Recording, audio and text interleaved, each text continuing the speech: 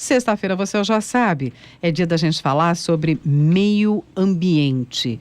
E desta vez com uma boa notícia, que é a capacidade de geração de energia elétrica em usinas eólicas, que já coloca o Brasil na 8ª posição, muito próximo da França, que é a 7ª colocada.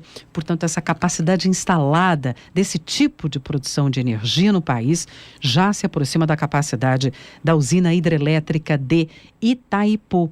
E sobre isso nós vamos conversar com o professor Pedro Luiz Cortes, livre-docente, professor do PROCAN, que é o Programa de Pós-Graduação em Ciência Ambiental do Instituto de Energia e Ambiente aqui da Universidade. Professor da ECA, coordenador da Rede Internacional de Estudos sobre Meio Ambiente e Sustentabilidade, que também tem um canal no YouTube, não é? Com essa proposta de meio ambiente. O título é O Ambiente é Nosso Meio. Tudo bem, professor Pedro? Bom dia. Bom dia, Roxane. Bom dia, ouvintes. É um prazer falar com vocês.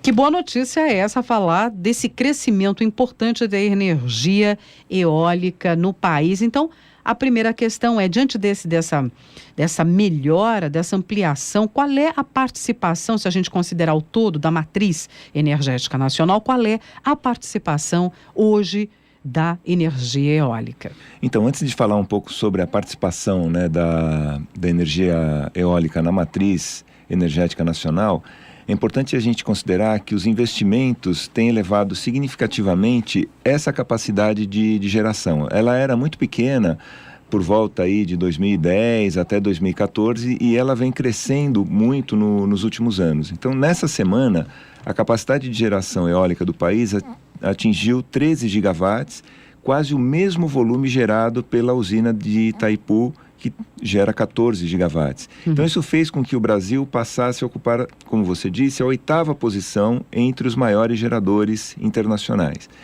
No ano passado, para a gente ter uma ideia, entre agosto e setembro, a energia eólica chegou a ser responsável por 11% da geração nacional. Ou seja, 11% da geração da energia que a gente consumia foi gerada por fontes eólicas durante aí esses meses, né, de agosto, setembro. E esses meses, eles são os mais secos, né? E ocorre uma redução da capacidade de algumas hidrelétricas e isso foi compensado pelas usinas eólicas. Hoje, a capacidade instalada de geração eólica é de cerca de 8% da capacidade total instalada no país. É claro que a contribuição da energia eólica, ela não é tão permanente, né, quanto se a gente considerar, por exemplo, pegar a usina de Angra dos Reis, né, a usina nuclear, ela praticamente tem uma geração contínua, ela oscila muito pouco. E os ventos, né, em função aí de situações meteorológicas, situações naturais, eles vão oscilando, então essa capacidade ela pode também variar ao longo do ano. Há meses onde você tem maior capacidade de geração e há outros onde essa capacidade não é tão grande. E hoje a capacidade, esses 8%, eles estão crescendo. Em 2017... em determinados momentos, a energia eólica chegou a abastecer mais de 60% do Nordeste e isso vem crescendo. Há investimentos que vão colocar o Brasil ainda numa posição melhor nesse ranking internacional, que é liderado pela China. Em segundo lugar está os Estados Unidos, terceiro lugar a Alemanha. Aos poucos a gente vai se colocando numa posição melhor nesse ranking. E tem uma questão muito importante, né? A energia eólica, ela tem um impacto muito menor do que as termoelétricas. O que acontece? Como a gente teve um período, né, e ainda enfrenta uma situação desfavorável, um período de seca, e ainda enfrenta uma situação desfavorável em vários reservatórios no centro-norte do país, a energia eólica, ela pode ser considerada como uma alternativa para suprir, né, ou para compensar essas usinas essas represas que estão com baixa capacidade de geração. Sem dúvida. Hoje, normalmente, isso é feito pelas termoelétricas e tem um impacto ambiental muito grande. Além de ser mais caro, exatamente, né, professor? E quando a gente pensa em energia eólica, claro que tem essa variação, né, dependendo da quantidade de ventos e tal, mas se você amplia significativamente o número de geradores, né, você compensa. Às vezes numa região você tem uma redução de ventos, na outra você tem um aumento. Então, como o sistema é todo interligado, a redução da capacidade de uma determinada região pode ser compensada pelo aumento da capacidade de uma outra região, praticamente de maneira instantânea. Então, é muito positivo esse crescimento, tá? Era algo que a gente sempre cobrava, né? O Brasil, em determinadas áreas, é tão abundante, né, em ventos, e por que isso não era aproveitado, não era aproveitado? Né? E isso vem sendo aproveitado, e a tendência é que até 2023 a gente chegue a 19 gigawatts diante dos 13 gigawatts atuais. Então vai ter um crescimento aí de 46%. Essa diversificação, como eu disse, é extremamente positiva, né? Porque o impacto ambiental da geração eólica é muito menor e, obviamente, isso beneficia a todos, né? O meio ambiente lucra com isso, nós lucramos com isso, né?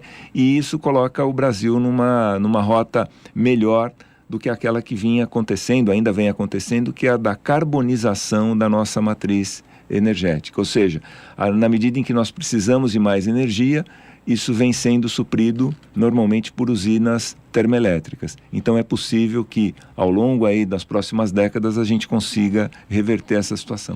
Professor, uma dúvida. Então, em que região ou regiões do país esse potencial é maior? Principalmente no Nordeste. No Nordeste, a energia eólica ela chega a abastecer, a ser responsável por mais de 60% da geração, né, em determinados momentos, o que é extremamente positivo. Então, desse ponto de vista, tá, o Nordeste ele sai muito na frente, né, porque a matriz energética para a geração elétrica dele é muito menos agressiva ambientalmente do que em outras regiões do país. Muito interessante mesmo, e fico imaginando que os desdobramentos que isso traz, né, para a própria região, em termos de investimentos. Sim. Quer dizer, você tem esse impacto também, né? E fonte de renda para diversas comunidades, para a população em geral, porque muitas vezes essas usinas são instaladas em propriedades particulares e, obviamente, o dono acaba sendo remunerado, né? Então, isso se constitui numa fonte de renda importante para várias regiões ali dentro do Nordeste. Ou seja, é de fato uma boa notícia. E a tendência, como já disse o professor, é que isso avance agora ainda mais rapidamente e o Brasil possa, nesse ranking que o senhor mostrou aqui, se colocar numa posição ainda melhor. E mais importante do que o ranking, né? Porque o ranking tem um significado internacional, mas isso não refresca muito. É uma comparação, né? Quer dizer, acaba lustrando um pouco o nosso ego, né? Que fica às vezes tão prejudicado aí com uma série de problemas que a gente enfrenta no dia a dia. Mas mostra que a gente tem uma alternativa ambientalmente muito interessante aí para os próximos anos, para as próximas décadas. Boa notícia, sem dúvida alguma. Essa da área do meio ambiente, energia eólica, energia dos ventos. O Brasil vai avançando, conquistando melhores espaços.